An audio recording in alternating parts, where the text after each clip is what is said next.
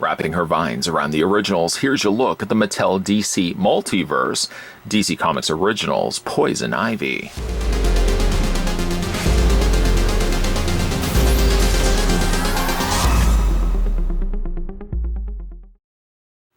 The beautiful but lethal eco-terrorist Dr. Pamela Isley defends nature at all costs, no matter who suffers.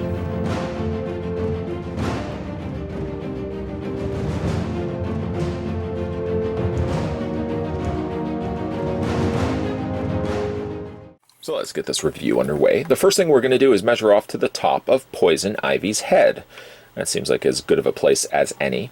While I'm also doing this and about to reveal, well, you guys can see right for yourselves, I want to also send out a big thank you to Todd over on Facebook. Reached out to me, said, hey, bro, not probably verbatim to how it played out.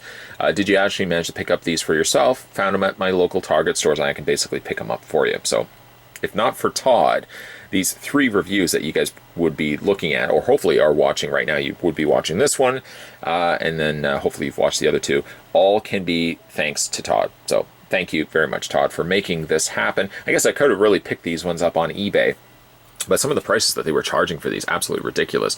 Anyways, for Poison Ivy, getting ahead of myself here, 6.5 or 6.5 inches in height, and that works in centimeters out to be 16.6. A little over 16.5 centimeters.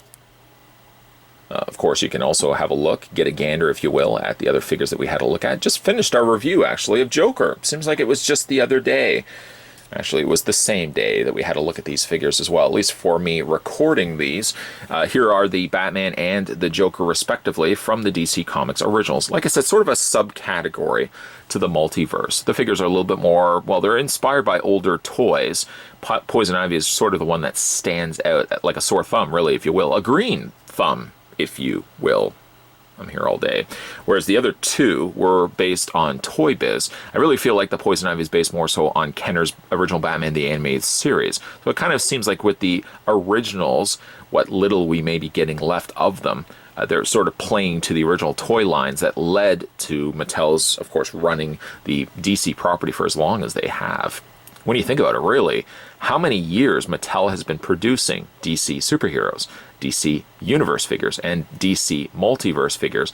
It's been several decades. So really, it's a sad day, a sort of sombering day, if you will, the idea that another company is going to be taking over something that you've been kind of collecting for the greater part of your collecting life. It's going to be interesting, of course, to see what McFarlane Toys is going to be doing with the handling of the property. I would imagine they're going to be much better sculpted figures. I don't know if they will have as much posability. They may have a lot less. I'm really curious, though, to see what's going to come from it. But a little sad on the other end of it, because, like, if you watch this channel for maybe as long as I've been producing videos, I've been having a look. Joker fell asleep before that. I've been really having a look at the DC Universe figures and Multiverse figures for years now. So kind of this is a sombering moment for me as well, because this is really like the bread and butter of what I was reviewing for the longest time on this channel. And of course, that's petered off over the years as availability of these lines have becoming a little scarcer for me here in Canada. It's kind of a sad day, really, when you think about it. Anyways, we're eating up this entire review of me taking a trip down memory lane. So let's have a look at the accessories that come included with Poison Ivy. Yes, so sorry for that. Sometimes, if I'm not careful, I can just wander off with talking about one thing. Let's talk about her accessories, though. The one thing she does come included with is this sort of chlorophyll, yellowy green crossbow-colored weapon. It's made of a similar soft plastic as the grapple gun that came included with the '89 inspired Toy Biz Batman. We also had a look at that figure probably like 2 reviews ago, unless I space these out. You probably know I won't be doing that, though. Details, though, on the side are quite nice. Kind of an X and O, hugs and kisses, I guess, from Poison Ivy to you on both sides, with a little bit of black that's just been painted on the actual arrow located on the top. Like the grapple gun, though, for Batman, Poison Ivy's crossbow is that it has an obnoxious-sized handle. I know looking at it, it looks like it's way too big to support her hand, but if you actually take the figure and wedge it into her actual gripping hand, because unfortunately Poison Ivy only has one, she holds it perfectly fine. In fact, all the dissing I've been doing for the size of these pegs, the figures actually end up resulting in holding the weapons a lot better than if they used a smaller peg. Go figure. So she does come included with that. Kind of would have liked... Initially, I thought, okay, if they had made it the same color as her leggings, at least it would blend, I guess, better to the figure. But I guess I could retract that opinion, because at least if it's a different color like this, as sickly as this yellowish green does look, at least it does stand out when you look at the other colors of her more simple greens that are on her costume. So I retract that statement. Looking at the other accessories that she comes included with, she comes with these vines, 2 pairs of vines. She comes with the longer vines for her legs. She, like I said, comes with a pair of those. And then she also comes with a smaller pair suited for wrapping around her arms. Now you can probably already look at these, and you know exactly how they're going to go on her, and you probably already have a guess that these are going to be a pain in the butt to get on her. You would be correct. Yes, to put them on her, I find it's actually easier to get the arms going first, because they are, of the 2 pairs, the vines that seem to fall off the most. Any little bit of moving that you do to these vines, these arms, these legs, these vines fall off frequently. I guess you could fix the solution by adding a little bit of glue, just a dollop of glue in one section of the vine, so that no matter what ends up happening to the rest of it, the vine's not going to go anywhere. It might be something I may consider, and then we can go ahead and just put this vine on as well. As much like the vine would have wrapped around one of Pamela Isley's victims, you kind of wrap it around the figure's arms basically the same way. Just start at one point and just kind of spiral your way around until the limbs have it. And then we can go ahead and do the exact same things with the legs. 2 minds really when it comes to this. On the one end, I like at least that there is some sense of depth to this. Yes, Mattel could have easily just painted on the vines, and I probably would have cried foul for the fact that they just found a cheap way to kind of work around the idea of putting vines on her. So I like the fact, at least, looking at the figure, there's that extra layer going for her. The trade-off, unfortunately, is when you are putting it on the figure, yes, those limbs will, or the vines will fall off on the limbs quite frequently.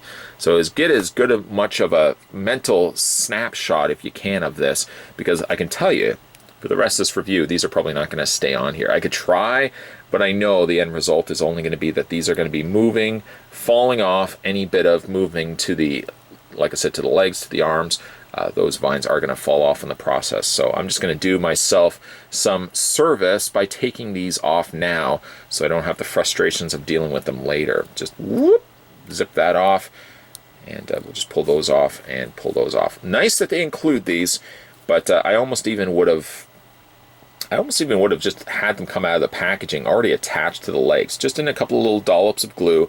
The rest of the vines could still remain relatively loose, where you'd be able to move them, but like I said, they wouldn't be falling off the leg. It's one thing that they could probably have worked around.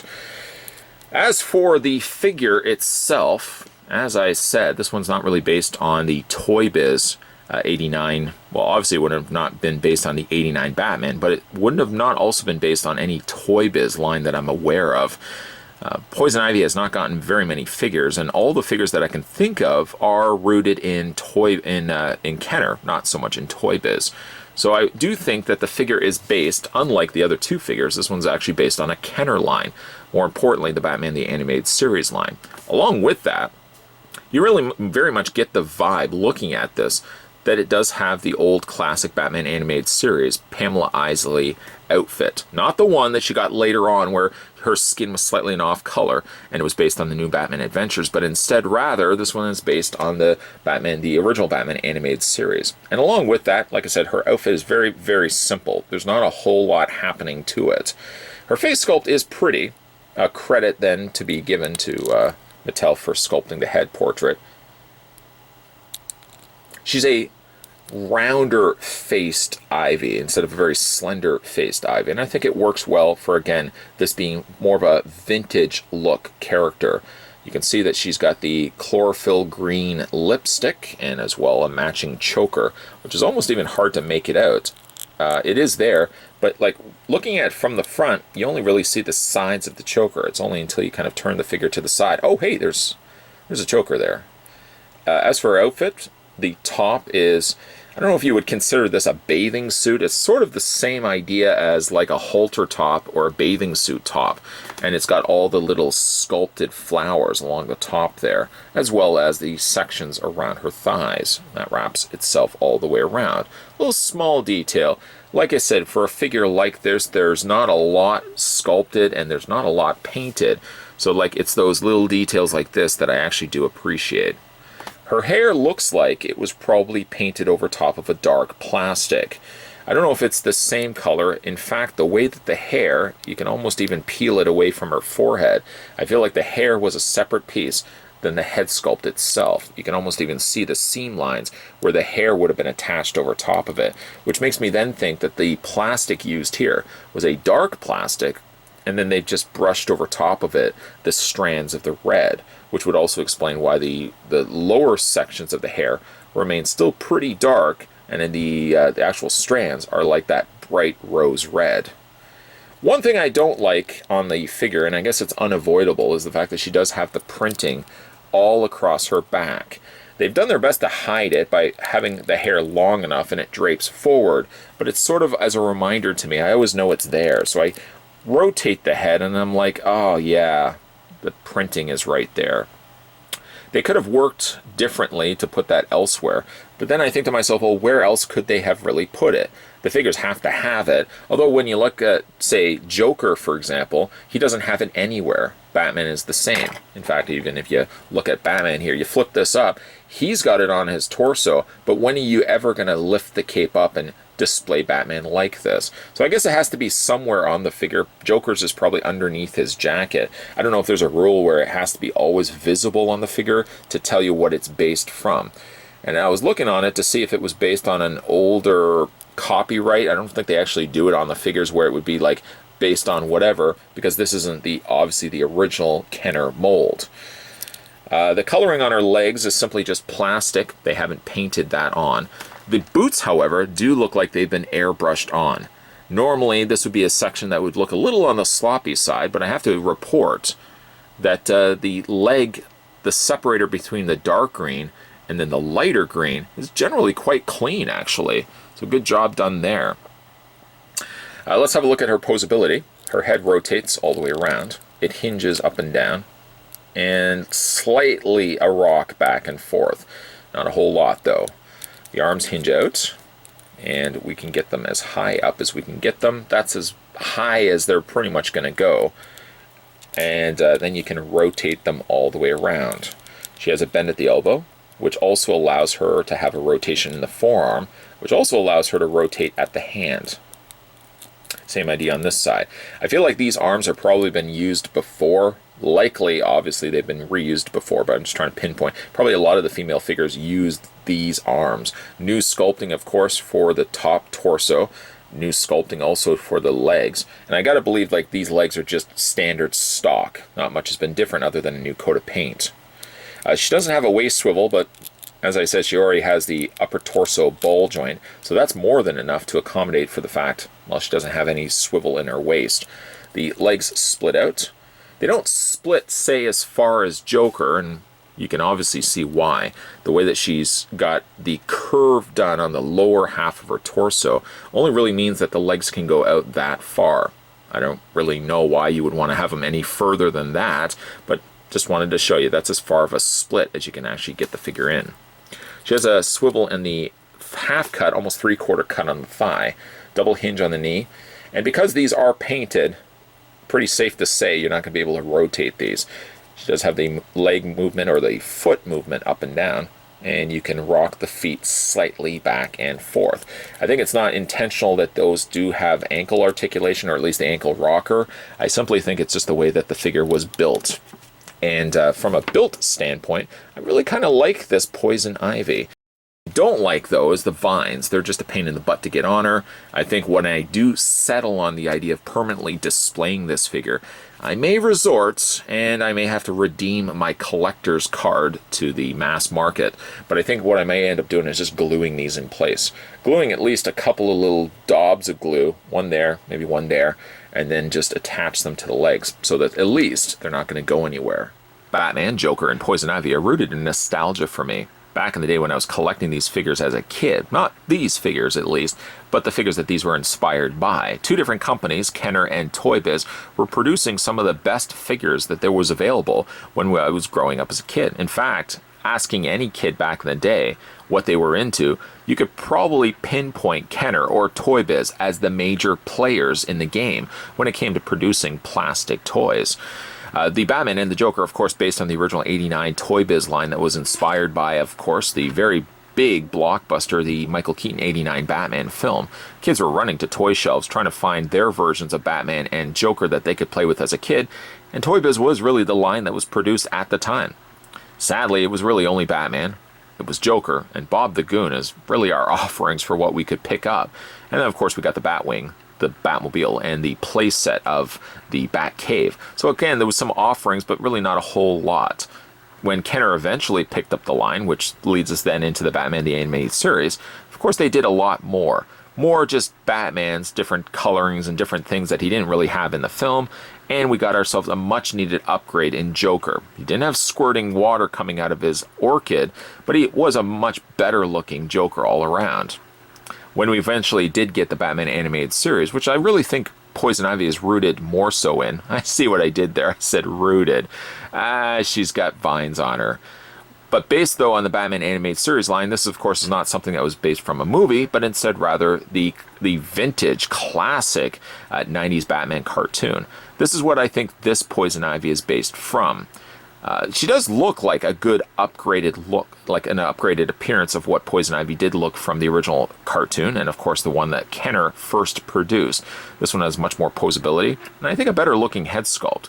It's still a bit of a pain in the butt, though, trying to get vines wrapped around her legs and around her arms. So I would say, again, display the figure in the way that you want to have her displayed, and then just kind of wrap the vines around her after the fact. You could use a little bit of glue. I don't know if that's taboo to say that, but at least the vines wouldn't go anywhere. A nice job, again, by the folks over at Mattel. I don't think, again, this is going to cater to everybody. People that are wanting really cool-looking sculpts may look elsewhere when it comes to the DC Comics originals, but I think these are really much something that's geared towards people like myself, people that maybe grew up with the original toy lines, the ones from Toy Biz and the ones from Kenner, that want really just have a little bit of nostalgia once again, in a larger, more posable version of that character. If you manage to pick up these ones for yourself, let me know down below in the comments section what you guys think of the DC Comics original Poison Ivy. Just again, little side note I want to mention here in final looks. God bless, I love that package artwork. That Poison Ivy is stellar. Not sure if it's actually based on original comic artwork, but man, oh man, that's a nice looking drawing of Poison Ivy. Anyways, I'm losing myself here. Make sure you are subscribed to this channel. If you haven't done so already, turn on that subscribe button. I guess you really wouldn't turn on a subscribe button, but you would most definitely click a subscribe button and swing on over and turn, there you go, the bell notification on to full notifications. So when future videos are coming onto this channel, you'll never miss out. Again, a big thank you to Todd over on Facebook that contacted me, offered to go out of his way in the States and pick these ones up as local Target stores. So again, a big thank you to Todd for making these reviews happen. You, sir, are a savior. Thank you very much for that. Stay tuned, guys, because we're going to have a whole bunch of new figure reviews coming onto this channel. And as always, thanks for watching. Let me know down below what you guys think of this figure line. Again, I always like reading your comments. I try my best to reply when I can. So always like reading your comments down below. Stay tuned for new videos, and I'll see you guys next time.